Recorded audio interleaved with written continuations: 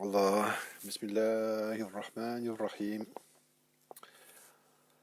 Alhamdulillah, wassalatu wassalamu ala sayyidina Rasulillah sallallahu alayhi wa sallam.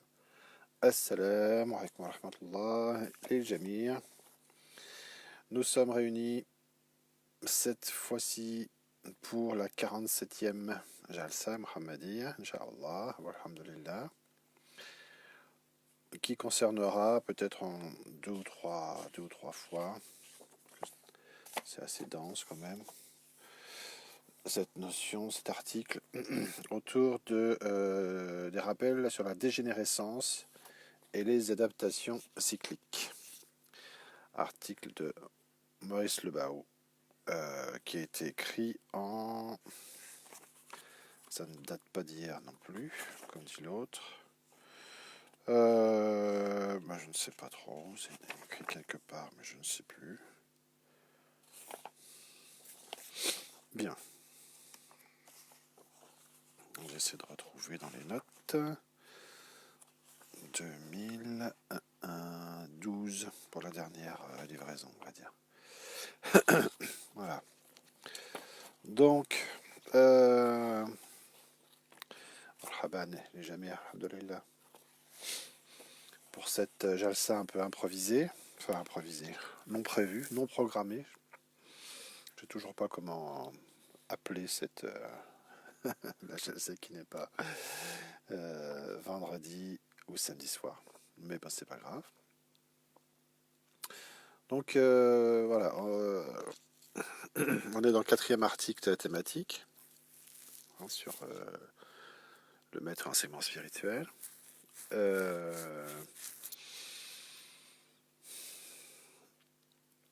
On pensé que c'était nécessaire de survoler un petit peu ces notions, parce que ça a des implications directes dans beaucoup de domaines, évidemment.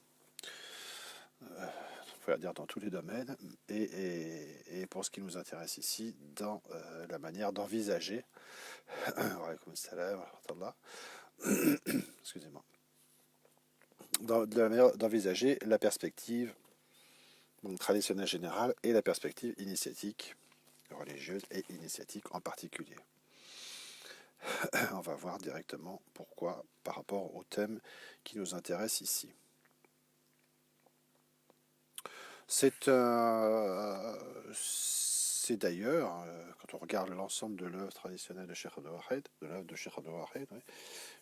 c'est un thème qui est sous-jacent dans toute l'œuvre et qui apparaît dès les premiers livres d'une manière très marquée,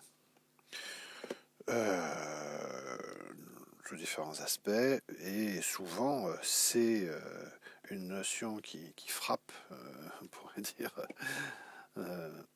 en pleine face le lecteur qui s'intéresse à l'œuvre de Cheikh Abdel Wahid et qui commence par la lecture de la crise du monde moderne, qui s'ouvre une porte d'entrée bien connue, excusez-moi,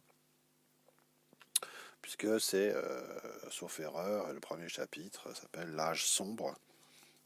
Alors évidemment, ça fait rire personne, mais voilà, Cheikh Abdel Wahid commence d'emblée par évoquer de manière très générale mais suffisamment précise la perspective traditionnelle sur la situation cyclique de l'humanité.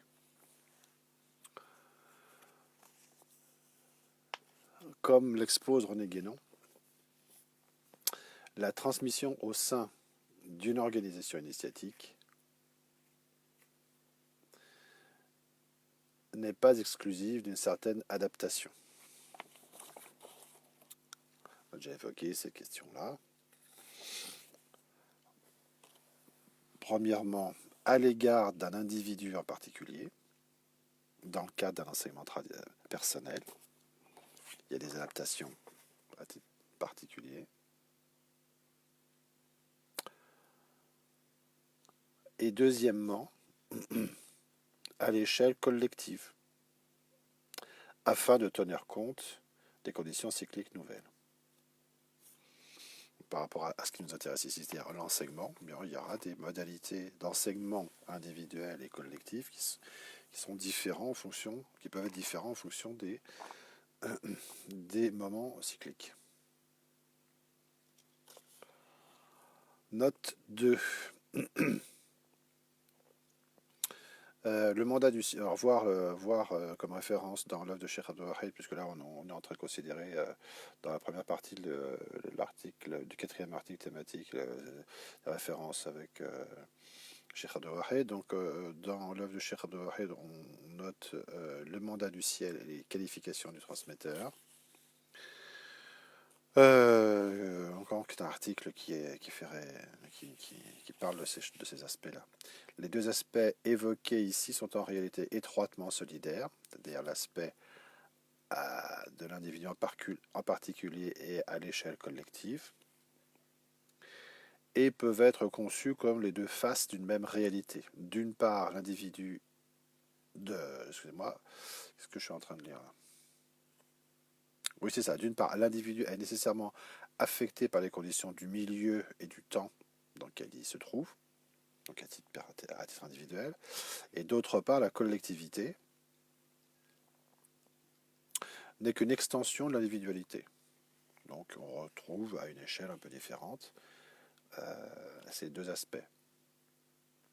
Sur ces questions, on donne les références, l'être et le milieu, la grande triade, travail collectif et présence spirituelle, la prière et l'incantation. Bon.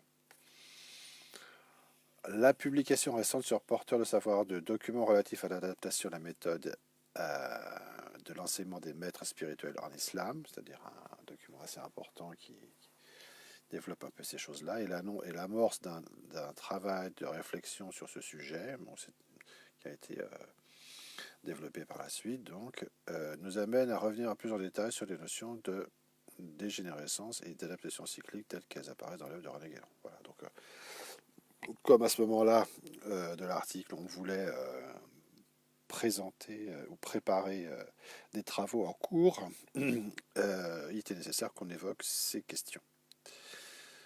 Selon la tradition hindoue, donc là il va y avoir plusieurs successions, plusieurs citations de Cheikh Abdul Wahid. Voilà, pendant 2 pages, et pendant cette première jalsa, parce que la première partie de la jalsa, parce que voilà, sont des notions fondamentales qui établissent les choses. Selon la tradition hindoue à laquelle l'auteur se réfère essentiellement concernant la doctrine des cycles, et là en parenthèse on peut dire que sauf avis contraire, on considérera que ces notions sont compatibles avec ce qui est exposé en islam à ce sujet. On pourrait faire des commentaires là-dessus, comment les choses sont exposées en islam. Il n'est pas exclu qu'on le fasse d'ailleurs, mais enfin, en tout cas, à preuve du contraire, on considérera que c'est comme ça et pas autrement. La différence, si on peut dire, est que les choses là sont exprimées de manière assez précise. Le Cheikh Abdul Wahid s'y emploie pour différentes raisons. Je veux dire, à exposer, à prendre pour référence les notions de la tradition hindoue à ce sujet, sur la doctrine des cycles. Je cite, « La durée d'un cycle humain », on parle de l'humanité, auquel elle donne le nom de Manvantara, se divise en 4 âges, qui marquent autant de phases d'un obscurcissement graduel de la spiritualité primordiale. Ce sont ces mêmes périodes que les traditions de l'Antiquité occidentale, de leur côté, désignaient comme les âges d'argent, d'or, d'airain et de fer. Confère La crise du monde moderne, chapitre 1. On en parlait. Chacun des âges de la présente humanité est ainsi marqué par une dégénérescence par rapport à celle qui l'a précédée. Et ceci s'oppose directement à l'idée de progrès tel que le conçoivent les modernes.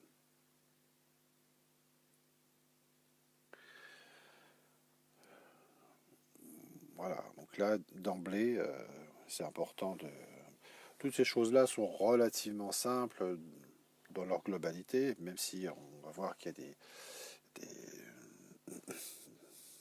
certains aspects qui demandent quand même un peu plus de réflexion, etc. Mais et puis que la doctrine des cycles est quand même très complexe par sa nature. Mais enfin, bon, ça c'est quand même le principal. Et comme je disais, la principale chose qui doit être présentée à des Occidentaux, c'est que bon, là, il y a quelque chose d'incontournable. Excusez-moi. D'incontournable et d'irréductible, parce que c'est complètement l'opposé du point de vue profane, ou plutôt l'inverse.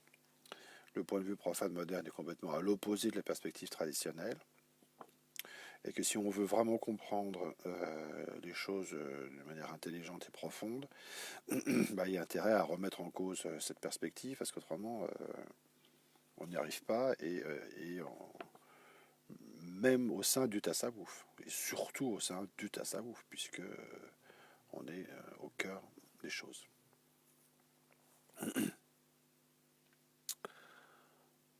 Le développement de toute manifestation implique en effet nécessairement un éloignement de plus en plus grand du principe dont elle procède.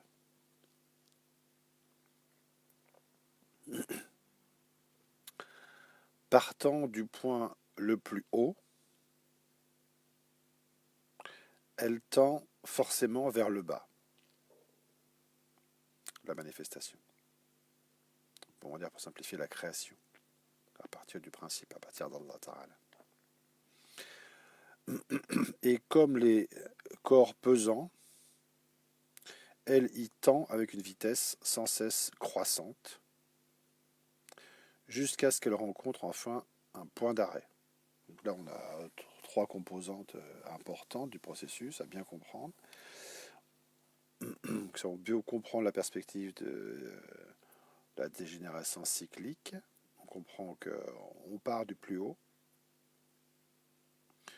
on va vers le bas, et on va vers le bas de manière croissante, avec une accélération,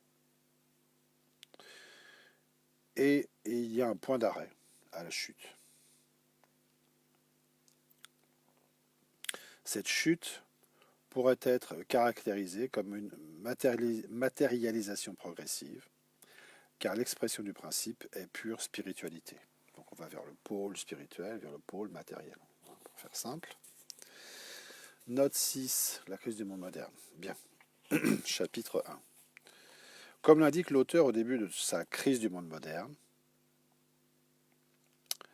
je cite, « Nous sommes présentement dans le 4e âge, le Kali Yuga, ou âge sombre, et nous y sommes, dit-on, depuis plus de 6000 ans, c'est-à-dire depuis une époque bien antérieure à toutes celles qui sont connues de l'histoire classique. » On ne va pas rentrer ici dans les considérations du symbolisme des nombres, etc. Et puis sur les décomptes, parce que c'est pas le sujet. Et puis, de toute façon, bon, ça n'a pas grand intérêt, en fait, si on y réfléchit un petit peu.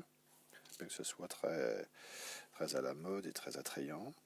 On est bien d'accord. C'est pas le sujet ici, en tout cas. Depuis lors, les vérités qui étaient autrefois accessibles, et ça c'est bien plus important pour ce qui nous intéresse, depuis lors, les vérités qui étaient autrefois accessibles à tous les hommes sont devenues de plus en plus cachées et difficiles à atteindre. Ceux qui les possèdent sont de moins en moins nombreux, et si le trésor de la sagesse non humaine, antérieur à tous les âges, ne peut jamais se perdre, jusqu'à la fin des temps, il s'enveloppe de voiles de plus en plus impénétrables, qui le dissimulent au regard et sous lesquels il était extrêmement difficile de le découvrir. Note 7. La crise du monde moderne. Immédiatement après ce passage, Guénon précise que c'est pourquoi il est partout question, c'est-à-dire dans toutes les formes traditionnelles, sous des symboles divers, de quelque chose qui a été perdu. Le plus connu, c'est la parole perdue. Passons. En apparence, tout au moins, perdu en apparence tout au moins, et par rapport au monde extérieur, voilà, c'est-à-dire à la manifestation, et que doivent retrouver ceux qui aspirent à la véritable connaissance. La chose la plus importante étant effectivement la connaissance sur un plan traditionnel, et pas les trésors, de quelque autre ordre que ce soit. Mais il est dit aussi que ce qui est ainsi caché redeviendra visible à la fin de ce cycle, qui sera en même temps, en vertu de la continuité qui relie toutes choses entre elles, le commencement d'un cycle nouveau. Dans l'ésotérisme islamique, dans le tasawwuf, certaines autorités évoquent en effet, depuis plusieurs siècles déjà, il faudrait quand même se mettre à jour, si on peut dire, si ce n'est pas le cas, et tenir compte de tout cela, la disparition, en arabe faqd, des maîtres spirituels.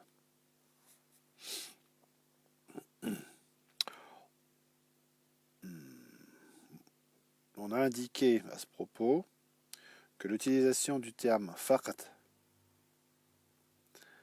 réfère à l'absence actuelle de quelque chose ou de quelque chose qui a été présent. On parle ainsi de la disparition d'un être ou d'un livre épuisé, mafqoud, kitab mafqoud.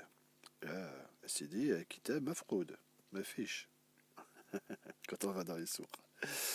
On voit donc qu'il ne s'agit pas ici simplement de raréfaction, qui impliquerait que ce dont on parle n'a pas encore totalement disparu, mais bien de quelque chose qui a été perdu, comme l'indique René Guénon, ainsi que le sens premier du terme arabe utilisé. Cependant, cette perte n'a qu'un caractère apparent, et elle ne concerne en effet que les supports d'enseignement extérieur et non la véritable connaissance, qui persiste de manière plus ou moins cachée, jusqu'à la fin du cycle où elle redevient alors visible, c'est-à-dire extérieurement, apparente, non cachée et accessible.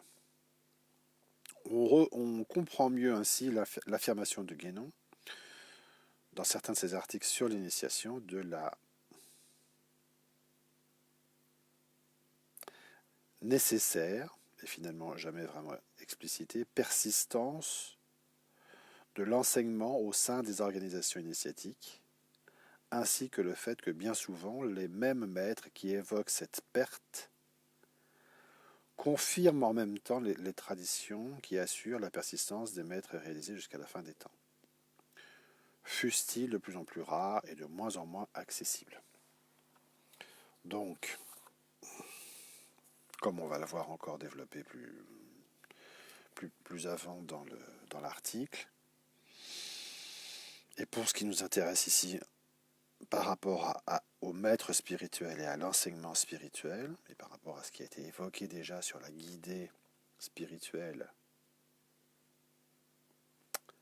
générale, et dans le tasawwuf en particulier, il n'y a rien d'absolu, on est bien d'accord, mais il s'agit d'une tendance générale à considérer que l'accessibilité au maître et à la connaissance spirituelle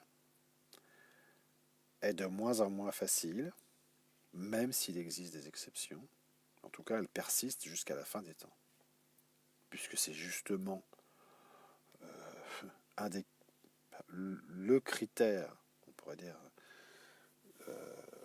qui permet l'avènement de l'heure dans la tradition islamique, c'est la disparition du dernier savant et de la science,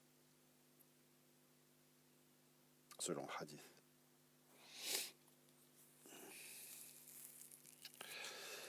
Bien. Alors, il nous reste 5 minutes, parce que là maintenant il va falloir qu'on tienne compte du changement d'heure du Maghreb, enfin de l'avancement du Maghreb. Alors, on continue. Donc là, on est simplement au deuxième paragraphe.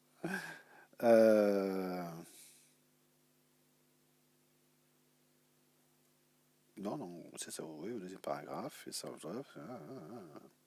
bien. Ce qui vient d'être rappelé concernant le développement de la manifestation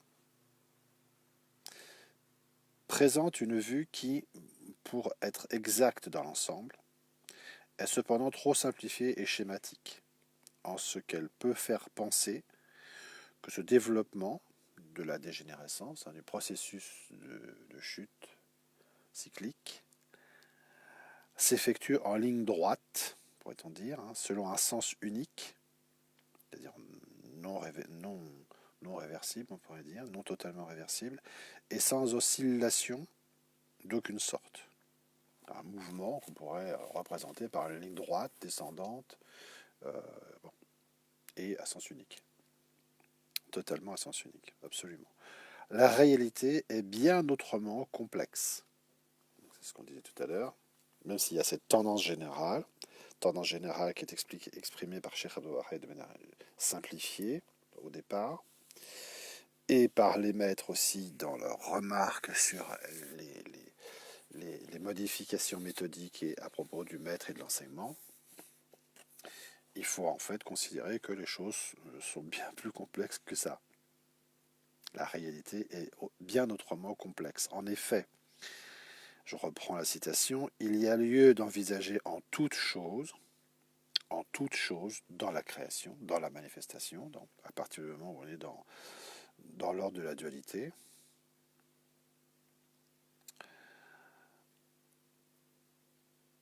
comme nous l'indiquions déjà précédemment, deux tendances opposées, l'une descendante et l'autre ascendante, ou si l'on veut se servir d'un autre mode de représentation, l'une centrifuge qui fuit le centre, et l'autre centripète qui le cherche, qui va vers lui, et de la prédominance, il y a toujours les deux, mais il y a une prédominance de l'un ou de l'autre, procèdent deux phases complémentaires de la manifestation.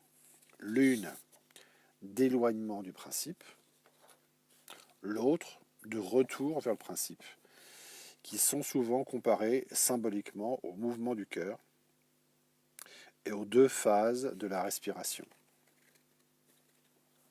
Intéressant. Bien que ces deux phases soient d'ordinaire décrites comme successives, parce que c'est plus facile à décrire, on va dire, il faut concevoir que, en réalité, les deux tendances auxquelles elles correspondent agissent toujours simultanément, quoique dans des proportions diverses. Et il arrive parfois, donc c'est là que ça se complexifie,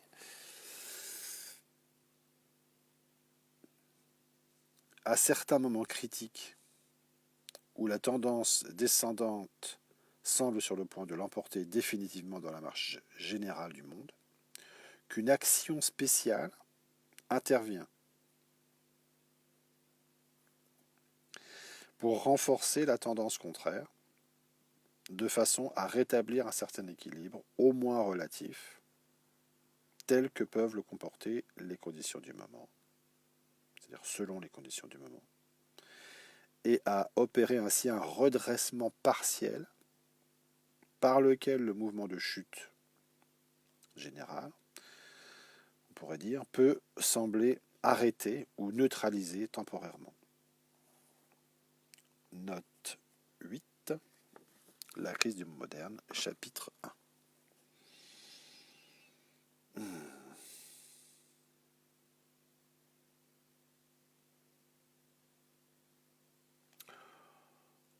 va s'arrêter là, parce que ça fait déjà quand même pas mal de notions fondamentales.